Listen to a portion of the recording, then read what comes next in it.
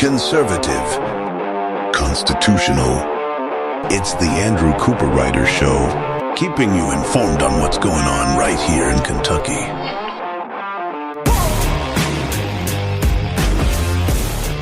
And welcome to a wonderful Wednesday here on the Andrew Cooperrider Show. Of course, I'm your host, Andrew Cooperrider, and some of you tuning in, if you're watching on YouTube or Facebook or Twitter, have been saying, Andrew, where have your shows been? But those of you listening on the podcast format, or those of you tuning into WZXI at 9 a.m. Monday through Friday, you're not asking that question because you have been treated to new shows every single day, Monday through Friday. And so that's what I have to say to you video listeners. You better be following me on podcasting platforms like Spotify, iHeart, Amazon, Apple, so on and so forth, wherever you listen to your podcast, or listening to me on WZXI Monday through Friday at 9 a.m. if you want to catch episodes every single day. But I will still put out an occasional video episode once or twice a week for your viewing pleasure, because I know you all want to see just how beautiful this face has gotten. But welcome, everybody, to the Andrew Cooperrider Show. Of course, I'm your host, Andrew Cooperrider. Today, we've got a big show for you. But starting us off, the other night there, I went out to dinner with some friends of mine, and it was a fairly nice restaurant. We went to Malone's. Obviously, not the nicest restaurant in town, but a pretty nice restaurant. Certainly has gone up in price, too, I tell you that much. Gone up in price.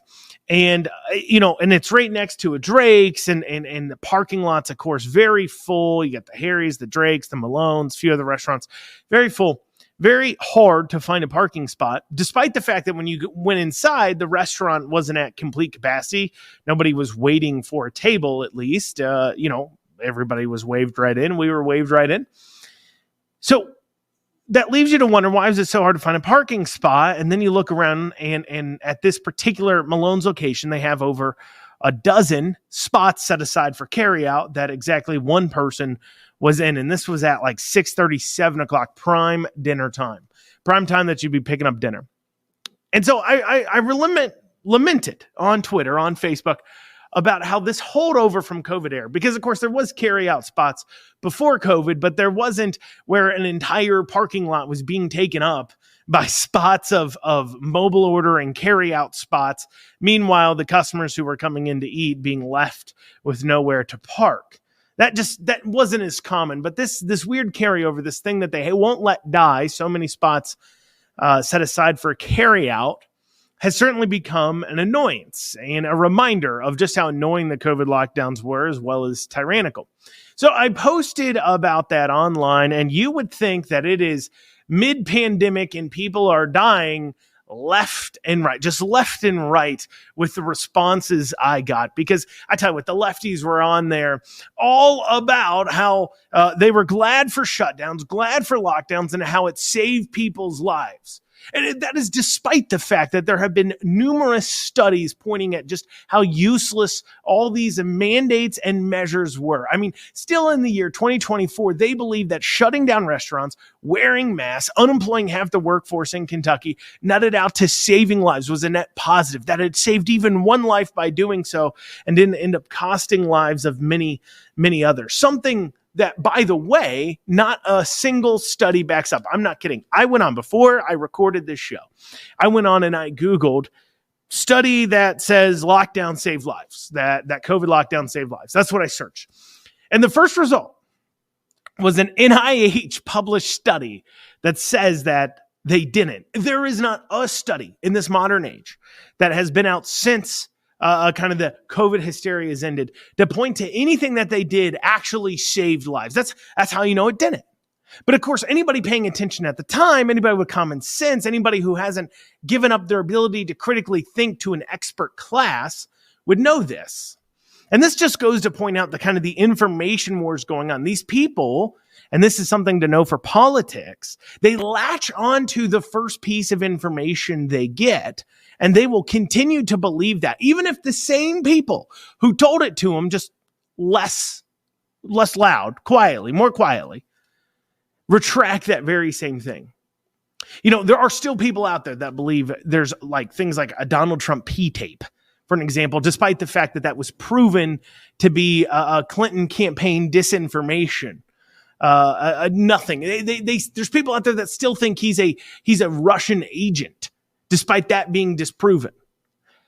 There's people out here that, despite all the facts going into the E. Jean Carroll case, think Trump actually raped E. Jean Carroll, when even the judge themselves said, well, he didn't legally rape her.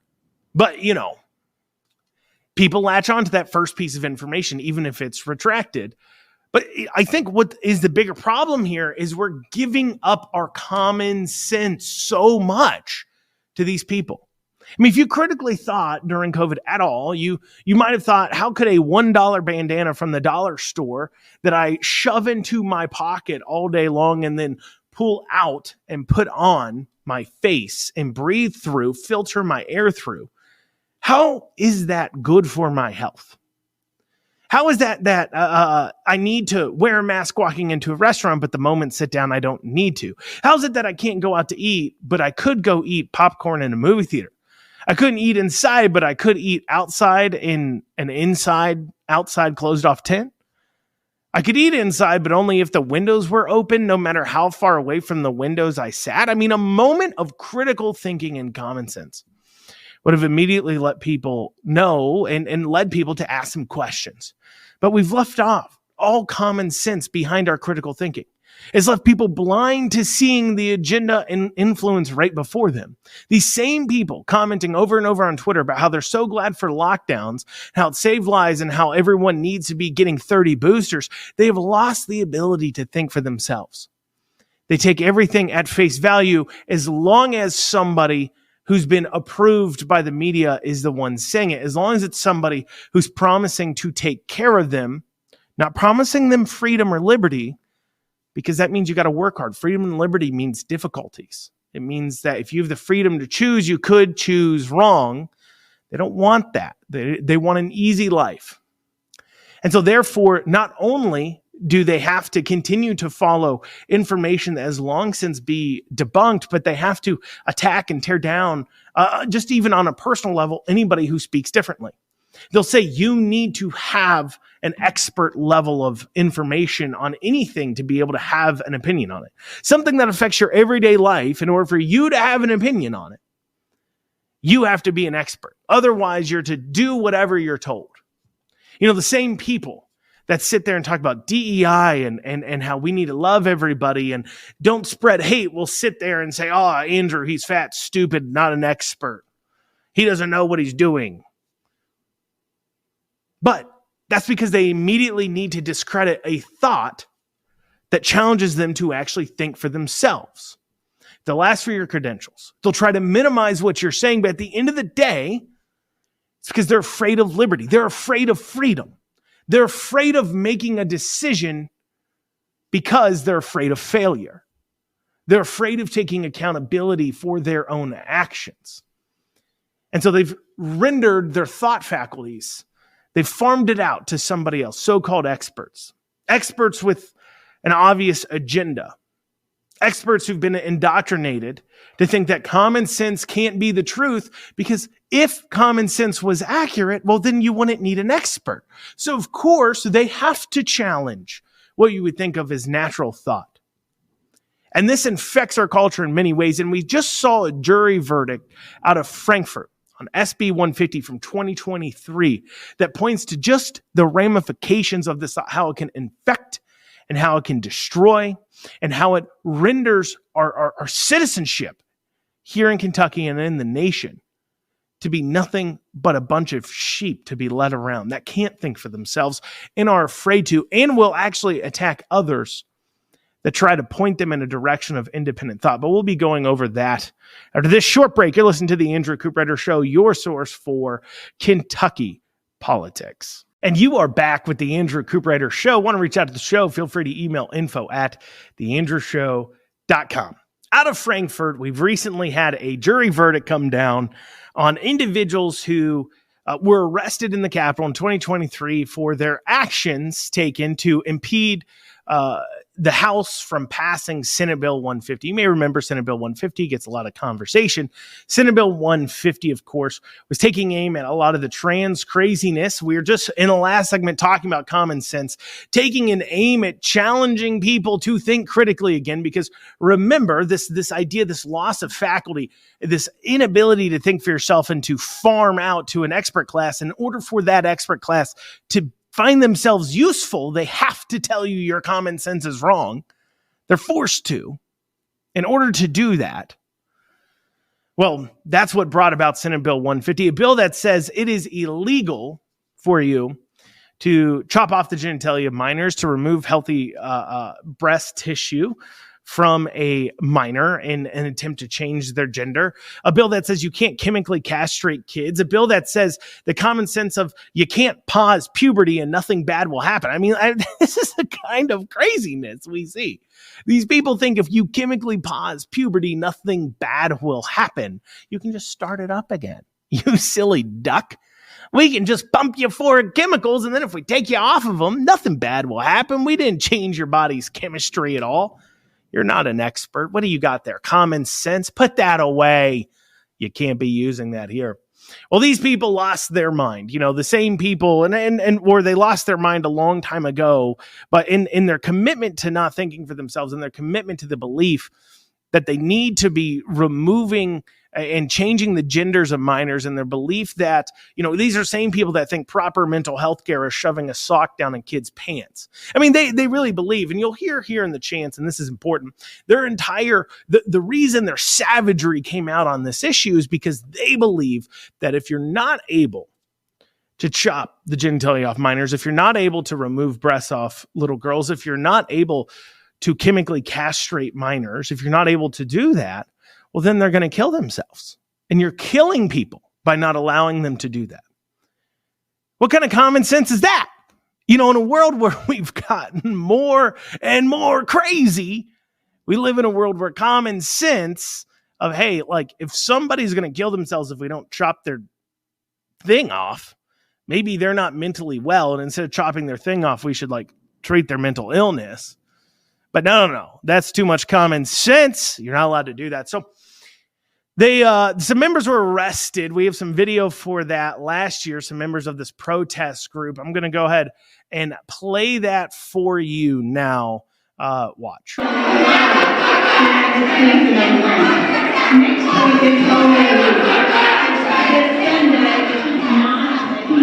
Now, for those of you listening to the audio-only format, I can tell you that the vast majority of those people did not look mentally stable, of course.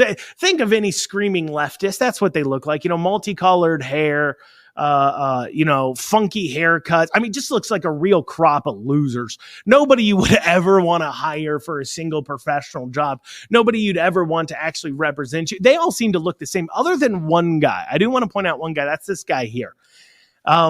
For those of you only listening to this, he's dressed in a fairly normal outfit, a button-up shirt. He's a bigger guy. And by that, I mean, he's just physically bigger. He's just taller. He's wider. I wouldn't call him particularly hefty or anything. I mean, he's, you know, like the rest of us, could stand and lose a few pounds, but nothing too crazy. Nothing I would describe him as fat, but he's a bigger guy, but he's dressed very nice button-up shirt. And so, I mean, that's led me to ask the question. I'm just assuming, I just want to know where this guy is. Feel free to reach out to the show, info@theandrewshow.com. I want to know if you ended up being able to hook up with that leftist girl you're trying to, because that's clearly what's going on there. He's the only normal looking guy amongst the bunch. I mean, he if you watch the chant, he clearly only knows half the chant, but the half he knows, he's yelling very loudly because he wants to know. He wants the girl he's trying to hook up with to know that he is very passionate about this issue. I just want to know if he got it done. That's all I want to know. I want to know if it was worth it. You know, was getting arrested worth it? I mean, don't hate the player, hate the game, right? Well, anyways, so these people, of course, ended up getting arrested and charged with trespass because, of course, you know, you're allowed to protest all you want to out in the rotunda, outside of the chamber, but you can't protest. Your protests and your First Amendment right does not extend to you being able to actually stop the function of government. You don't get a heckler's veto in the House and Senate chambers. I mean, imagine, the House and Senate, them passing a bill is exactly the same. It's an official government proceeding, exactly the same way that a court proceeding was. And imagine a court proceeding where they're trying to move forward with a criminal case or a civil case, and there's chanting going on in the courtroom. I mean, you just couldn't function as government if you allowed that to happen. And so these people, the minute they started shouting, were told to stop, and they refused to. They locked arms, and they continued along this line. So they ended up getting arrested by KSP. You see them there in the video arresting them. And they were charged with trespass. Now, you may remember here fairly recently in the last few years that a group of political people who were upset about something going on in government that went into the Capitol grounds, into a congressional building, not state, but at federal level, in order to protest. The vast majority of them, I'm not saying some of them weren't dangerous or violent, but in order to protest a government proceeding that was going on. And if you remember, they didn't even actually go into, most of them didn't even go into the chamber itself, and the proceeding was paused and moved away. But they did not, they took issue with it. You may remember this. It happened on January 6, 2021.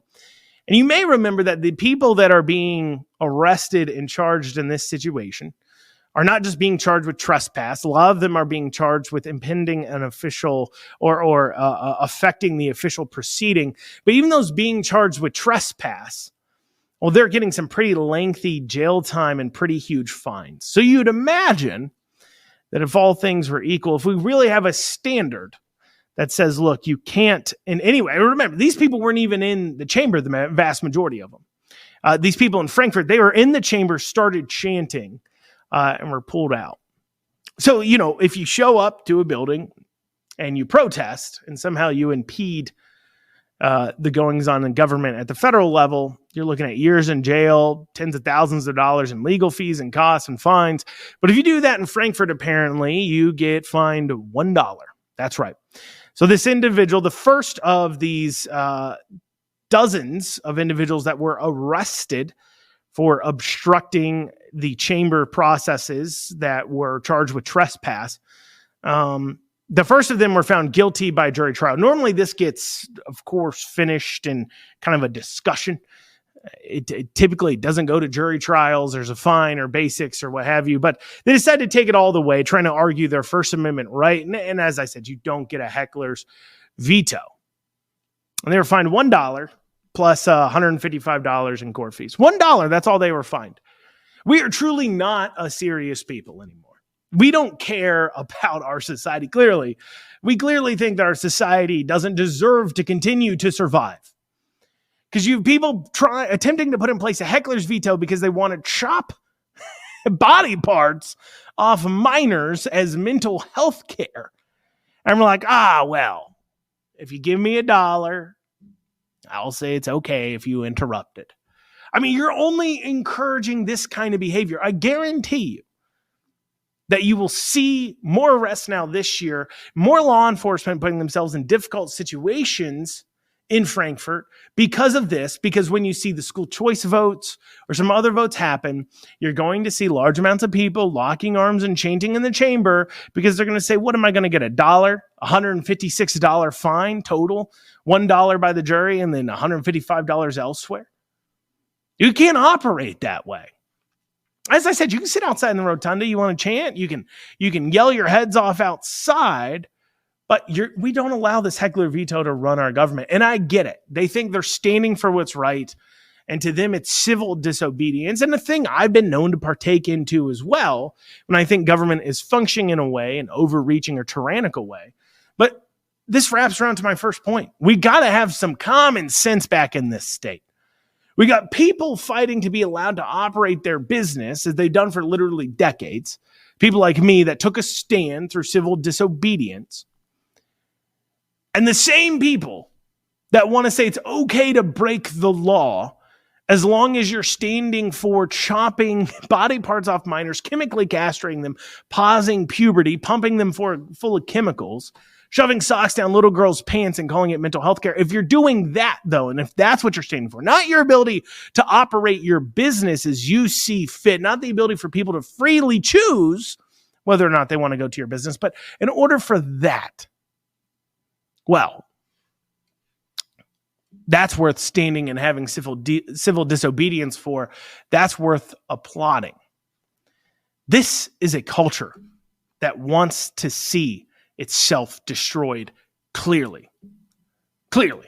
I've got no other way of looking at it. Well, coming up after this, Whitney Westerfield has filed his CARR bill, Crisis Aversion Rights Retention Act bill, red flag law, here in Kentucky. You may remember that big hearing that a lot of us went to. If you listen to the show, you know I was pushing people to attend heavily up there in Frankfort in December. Well, he has filed the official version of that bill. We're going to take a look at that and discuss whether or not it has legs, what it means to the future of Kentucky after this short break. You're listening to the Andrew Cooperrider Show. Want to reach out to the show or learn more about it, feel free to visit theandrewshow.com. Once again, that's theandrewshow.com. And welcome, everybody, back to the Andrew Cooperrider Show. Of course, your source for Kentucky politics from a constitutional and conservative perspective. Well, it's been filed. Crisis Aversion Rights Retention Act, CARR. Senator Whitney Westerfield has filed his pile of turd bill, red flag law for here in Kentucky. Long-time listeners will know that we covered this process, what he had said about it leading up to that hearing back in December. And he had mentioned he was looking at filing some different types. He didn't know exactly what he wanted to file, but he wanted to have this hearing to start the dialogue. And so he did file a bill, and we were able to take a look at it. And let me tell you, Whitney Westerfield is lucky. He is lucky that lying or being just an outright idiot in a committee hearing isn't illegal. Because everything he said that this bill wouldn't be, it is. It's literally everything he said it wouldn't be. He said, just go into the very nature of the bill. So you may remember he opened this bill up saying it will be completely different than all other red flag laws. You know, if you attended the hearing, you saw people wearing shirts that said common ground for the Commonwealth. In fact, that's why he named it Crisis Aversion Rights Retention, because the bill would be somehow about retaining rights. He said you need to keep an open mind because it's substantially different. Now, of course, he ran up against a very huge problem. How can you be retaining a person's rights while seizing their Second Amendment right, taking away their right to own firearms without them having been even accused of committing a crime? You can't do it and call yourself retaining rights. And that's why he ended up having to file what is basically a completely different bill than what he said it would be. A bill that is just like all other red flag laws, and people should have kept an open mind. It's exactly what you thought it would be. Now, he said it would retain rights of people, but he ran up against some facts here, some hard facts. So first, he claimed instead of just taking away someone's guns, just right off the bat. So current red flag laws in most states, secretly a meeting and hearing is held, and then they go ahead and decide to go ahead and just seize your guns. So he said that he wanted to retain the right. So he wanted to maybe have an emergency hearing before the guns were taken. He pitched some idea that, well, police officers would show up at your home, or you would be served saying you have to come to court in just a few hours in order to argue that you should be able to keep your guns before a pre-hearing kind of too as well, because it wouldn't be the official defense hearing. Just you would show up there to argue that you should be able to keep your guns. You shouldn't have your guns taken away. If you failed, they'd come collect your guns, and then there would be another hearing afterwards to actually determine the final decision. This was just the initial seizure decision making. But he ran up against some hard facts that basically, if somebody shows up at your home and tells you we think you're a threat to yourself, so therefore we're going to seize your guns. We're going to let you keep them, but you need to come see us up at the courthouse in 2-3 hours or so. Well, that right there is the test to tell you shouldn't be taking away the person's guns. I mean, if you actually believe this kind of thing, you would have to say that the kinds of people that would show up to this hearing and wouldn't kill themselves or kill others between that time and the hearing are exactly the kind of people that should be able to keep their guns. I mean, the hearing would essentially be, oh, you turned up? Well, that's it. That was the test. You get to go ahead and keep them. You turned up. Clearly, you're not that mentally unstable or you wouldn't have been here. So clearly, he couldn't do that. So he had to do what all other red flag laws do. And that is that a law enforcement person, when asked by a interested party, but just a peace officer, but not constables, because of course Whitney Westerfield doesn't like constables, so we can't give them this power. But basically any other police officer could go to the courts and say, look, we want to file for seizing this person's guns. And then a judge would hear the quote unquote evidence, I guess, from that police officer, because it has to be an officer that's petitioning the courts. And then if it was decided that they could go ahead and take that person's guns, an order would be issued, and then the police officer would go out there and seize the guns. But that was before a person could defend themselves. So meanwhile, the person they're taking the guns from has absolutely no clue that this hearing is going on. Their rights and their ability to retain them are being decided without even them having the ability to represent themselves. You know, people talk a lot about due process, but that's a big problem with all of this right there. If you care at all about due process, if you care at all about being able to defend yourself in the court of law, the fact that they could take away one of your key constitutional rights, the second one, your right to defense, the right to not have to rely on the government to protect yourself and your family. The fact that could be taken away from you and you don't even get to defend yourself before it's decided raises a lot of due process questions. But every red flag law has to be that way, because the only other option is you let a person know ahead of time you're going to be taking their guns. And if they pass that test, you shouldn't have been taking their guns in the first place. So it's laughable. And he's a liar when he says that this retain rights. I mean, the entire name, Crisis Aversion Rights Retention, or CARR, flies completely in the face of this very provision. So he claimed that instead of just taking someone's guns away, they'd have a hearing. That was wrong. That was flawed. He's a liar. On top of that, he's not a good person. I mean, he's just a dirty, dirty liar. And Whitney Westerfield, Senator Westerfield, is not physically, he's not a good person. I could point to many other things, like him trying to get a child rapist's sentence commuted when Bevin was in office. I could point to that and point to you that he just, morally speaking, isn't a good person. I could point to many of things he's sponsored and done.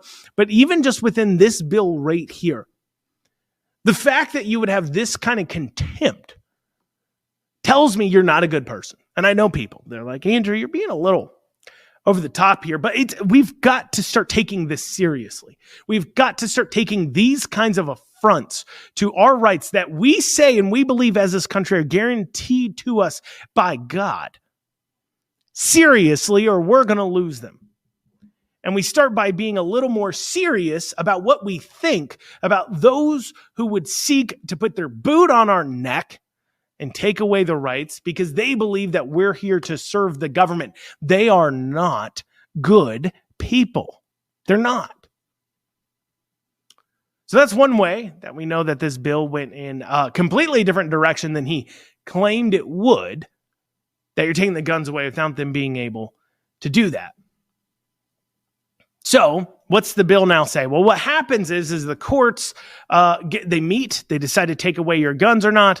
Law enforcement comes out and seizes your guns. We'll dig into that process here in a little bit. But then you have 6 business days in order to mount a defense and prove a positive. Because remember, you're not being accused of a crime, so it's not like you can present evidence of an alibi or something. Basically, you have a person saying that, oh, no, this person's crazy, and you're sitting there saying, I'm not? I mean, your only other option is you go and see a therapist or counselor of some sort to write up something for the courts I mean, it's literally over the course of 6 days, you just had your gun seized from you. You're dealing with this entire court process. You have that anxiety going on. I mean, you're literally being told you legally shouldn't be allowed to own guns because you're so mentally unwell. Even those of us in completely neutral and fantastic mental condition would be having anxiety. That'd be a very stressful time. And that'd be the last time you want to talk to a counselor who's deciding whether or not you are crazy when you're being put under this kind of stress and situation. But that's what you'd end up having to do.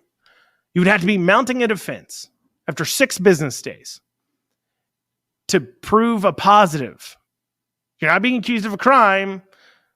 What is your evidence? You just saying I'm not crazy? That's all you can say to defend yourself.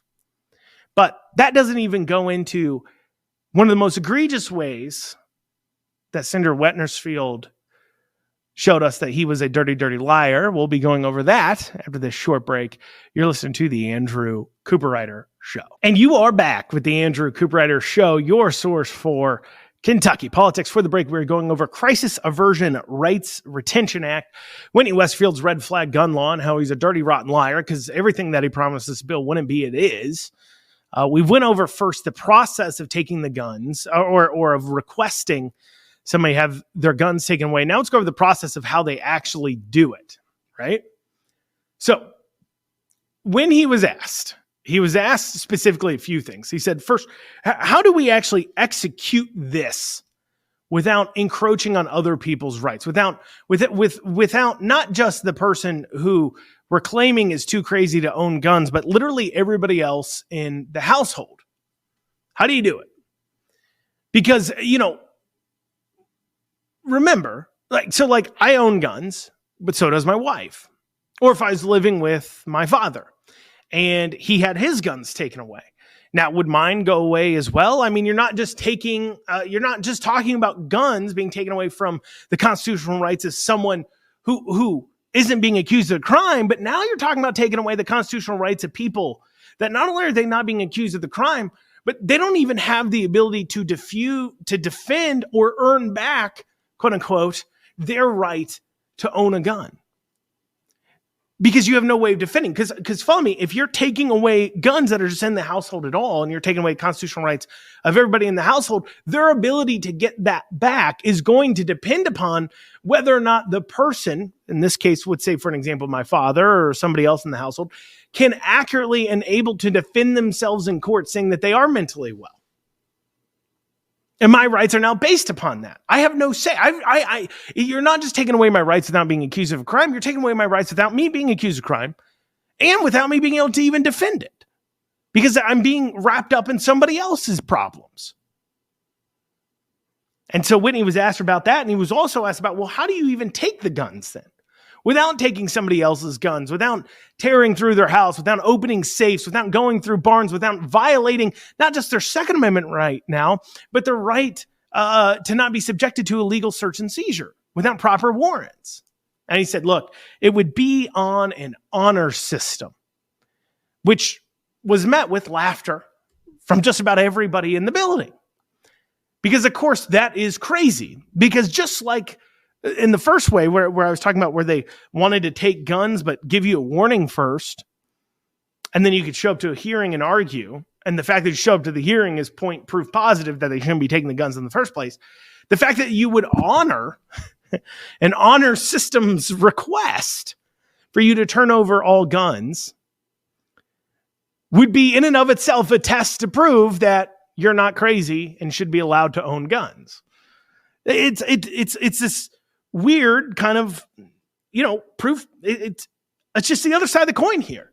If you're the type of person to honor an honor system, then you're the type of person that shouldn't have their guns taken away, period. And so you have to go farther than what Whitney was talking about. You have to. You have no choice.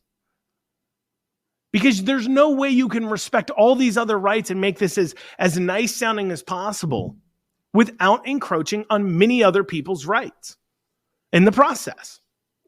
So he said there would be no search and seizure.